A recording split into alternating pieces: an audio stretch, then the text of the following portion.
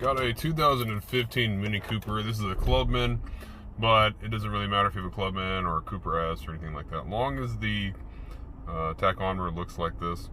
And basically, it's telling me service. If you want to reset that, or any of the warnings that might pop up, like brakes, front and rear brakes, coolant, anything like that, you can reset it here. You're going to end up using the BC button right here on the turn signal switch and the trip button. The car can be on or the car could be off. What I mean by running, the car could be running or the car could be not running, but you need to have the car on, okay? But just go ahead and press down the trip button and hold it down.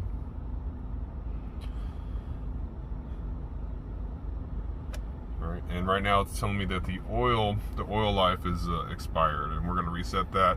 And all you have to do is if you press the BC button right here, you can go through and reset any of the service reminders that you need to.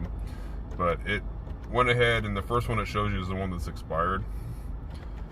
So we're going to go back to the oil change. It's really simple. Just press and hold down the BC button, and I'll ask you if you want to reset it here in a second. And press and hold it again, and you'll see a little clock pop up that it's resetting, and boom, it's reset. We'll go through and see if there's anything else that's about to expire. We're looking pretty good. But when you're done, all you're gonna do is turn the car off and on, and you won't get the service reminder anymore.